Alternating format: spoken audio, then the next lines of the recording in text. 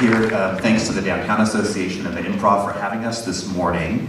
I'm super excited to talk to you about this topic. I've been living and breathing this for over a year now, and you know, what's interesting about it is it sort of came in under the radar, under the Tax Act that was approved last year, or in late 2017. And funnily enough, it's sort of the one bipartisan element of the tax law, and it existed before the tax law existed, came out of some really interesting think tank work that was really trying to find ways to bring investment into neighborhoods that need it across the country. And so what is this thing? Well, it's really a place-based economic incentive that provides favorable tax treatment to investors who reinvest their profits that ordinarily would be subject to capital gains into these communities. There's over 8,000 of them across the country, over 800 in California, and we in San Jose have 11. So I'm super excited to show you those.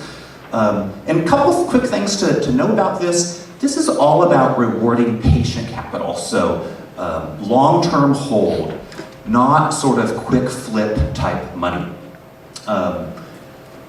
It's not for passive investments. This is not something that incentivizes, you know, buying a building and collecting that rent check, so-called mailbox money.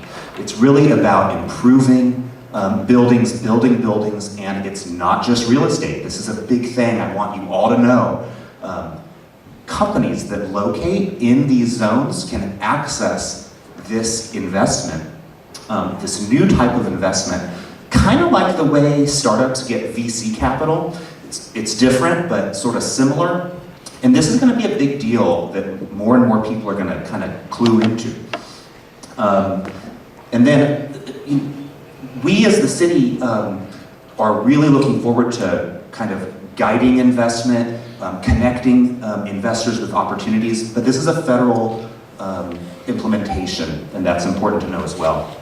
So, we're going to go forward one. Maybe not. Oh, here we go. Thank you. So how does this thing work? This is super simplified. Josh Burroughs from Urban Catalyst can talk to you much more about this. But essentially, you're an investor. You've got capital gains. It can be from a real estate asset that you sold, or some Amazon stock, or any stock where you made some profit. You can elect to put that money into something called an opportunity fund. And that opportunity fund is the vehicle that then goes out and invests essentially in deals that are located in these zones. And so what's this benefit all about? For the investor, there's really three things. For one, that investor who ordinarily would be taxed quite heavily on those capital gains can defer payment of them for up to 10 years. They also get what's known as a partial forgiveness, up to 15% on their tax obligation of those gains. Eventually, the investor will pay taxes on those capital gains, but they can reduce what they pay.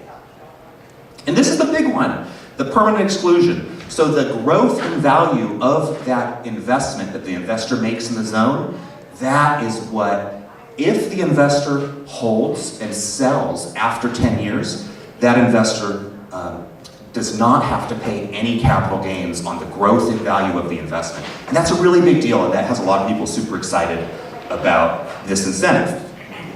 Talk to your CPA, fair harbor statement here. There's a lot of rules that Josh can talk to you guys about.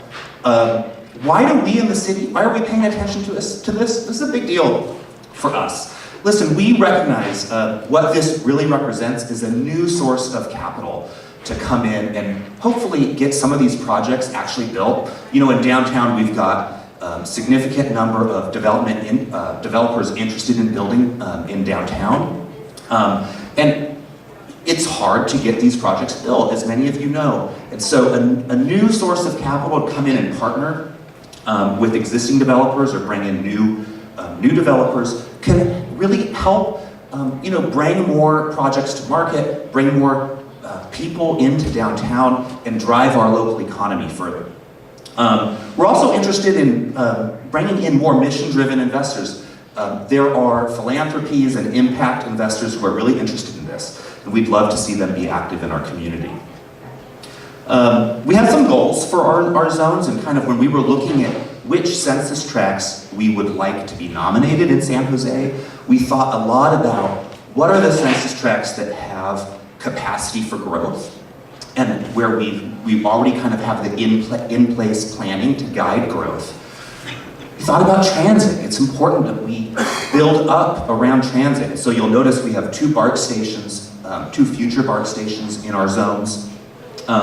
We thought about diversifying the geography, so it's not just downtown. I want to make that really clear.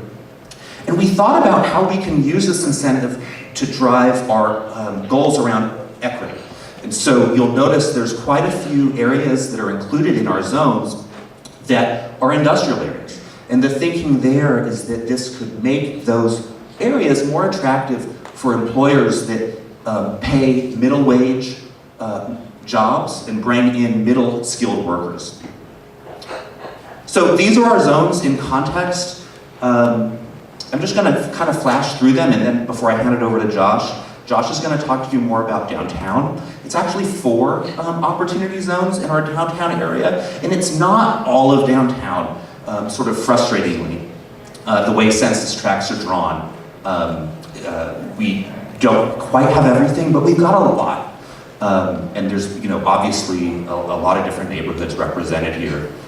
Talking about growth capacity, one really important thing to know about this incentive is that there are timelines involved. Investors have a limited amount of time to do deals and get the most benefit. And then they have other timelines where they have to deploy capital. And so what's really great about downtown is we have sort of projects that are closer to reality that are going to be really attractive. These are some examples. The other thing is renovations. These are examples of buildings that have really visionary investors that have come in to acquire them and bring them back to life. There's a lot more where this came from. This incentive can be used to do this kind of stuff as well. And this is great, right? Because it really brings some of these blighted blocks back to life. The other thing, these are some pictures of Moment. We're really interested in how this incentive can be used to invest in operating businesses. How cool would it be to have a fund that invests in some of these great retailers as they come out of the Moment shops and kind of help them land somewhere else? So we're really exploring how that would work. Other zones, I'm going to flash through really quick, kind of in the sphere of influence of downtown, are our near east side zones on Santa Clara Street and Alum Rock. There's a lot of really cool stuff that's possible here. Thinking about that north end near the Berryessa BART station, we think that could be a really interesting area to bring in additional jobs. Obviously, there's great opportunities here to reinvest in some of the commercial corridors. We talk about equitable job growth. We're talking about industrial type of real estate where you could bring in a factory. There's land out here. This is the Monterey Corridor Zone. Some pictures of that area. We just heard from the airport. We've got an airport in our zone, which could be really interesting. We're digging into that. But there's also a lot of opportunity in this area where you have those older motels. You could do some mixed-use development. And of course, a lot of office space in the airport submarket as well. Some examples of stuff going on over there. And then East Ridge area. This is an interesting part of town. Really excited to have an opportunity zone on the east side as well. So some of the things we're thinking about, obviously investing in business, bringing more jobs and more diverse types of jobs, catalytic investments that can improve neighborhoods and bring streets back to life. And we're also really interested in affordable housing. There are some issues there in terms of how this incentive applies, but it could do some real good. So we're looking more into these issues. Infrastructure is another type of investment that theoretically is possible, as well as green energy. And we'd love to stay in touch. If you're really interested in this, please get in touch with me. And we're going to be talking about this a lot over the next year and beyond. So with that, I'm going to hand things over to Josh Burroughs.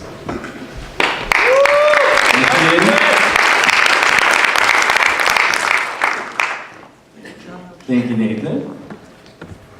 Good morning, everybody. I was laughing earlier. One of our board members and I, Gino DiBernardo, used to live literally on the other side of that wall and caught a lot of free shows here through the air vents.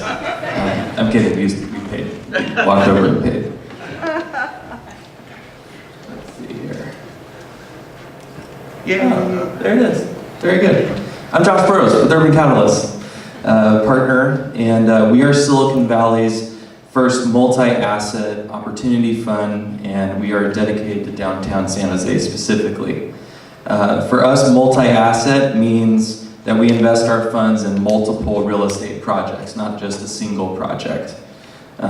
Projects for us mean anything from student housing to multi-tenant office for small to medium-sized businesses, senior assisted living and memory care, corporate housing and co-living projects, to hotels and retail, and sometimes a mix of those all in one building.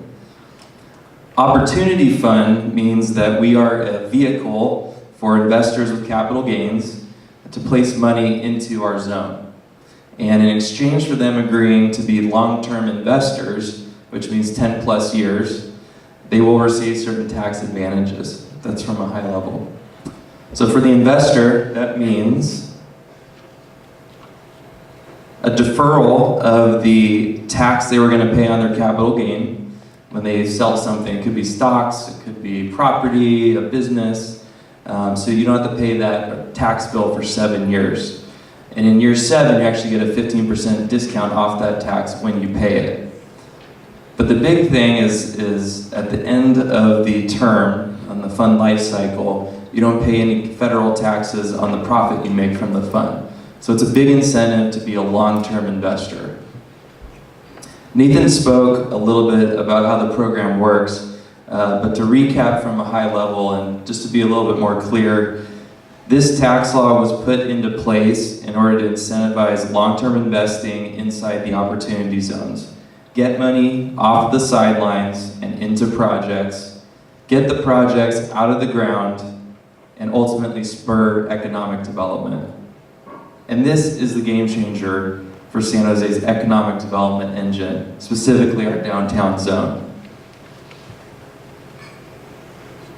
In this next slide, you can see our downtown San Jose zone, kind of flanked by San Jose State on the east, you have Diridon on the west.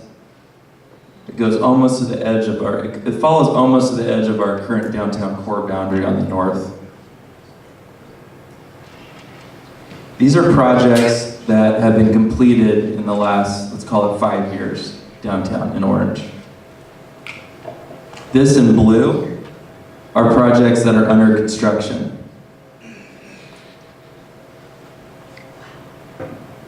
This next slide right here with yellow, this is the potential development pipeline, including everything that you've seen in the newspapers and things that we know or have not hit the papers yet.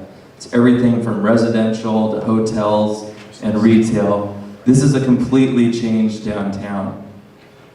What it really shows though, what you're looking at here, this is thousands of housing units. This is millions of square feet of space for companies to expand in. Hundreds of potential new retailers and restaurants. Thousands of places for visitors and guests to stay at a hotel. That's probably 200 new startups that could be the next Adobe. It's an integrated urban university in San Jose State. There's a Levitt Pavilion in there. There's a San Jose Light Tower in there. You're also looking at the largest children's musical theater in the country. There's renovated historic buildings. There's rooftop bars. There's showrooms for local artists. Ultimately, what this is a thriving downtown. That means active storefronts, shops where you can actually buy things in person instead of on Amazon, sold out shows for our community theaters, daily farmers markets, lines around the block to check out the new art exhibit, no homeless on the streets because we housed them, an increased tax base for the city's general fund so it can pay for things like maintaining our parks or hiring police officers and firefighters. This image is density and it's diversity, but at the deep down core, this image is quality of life and an amazing user experience. And the Opportunity Zone program can help catapult this vision into existence. If you know me, you know I love downtown. I've spent my entire life here working to bolster our urban environment. And I can't help but feel that we're on the verge and the edge of a great renaissance. But we need tools to build this house. And we hope that our $250 million fund goal for Urban Catalyst can be leveraged into $1 billion of impact steps from where we're sitting today. So we look forward to working with all of you over the next decade as we strive to be an urban catalyst for downtown San Jose. Thank you.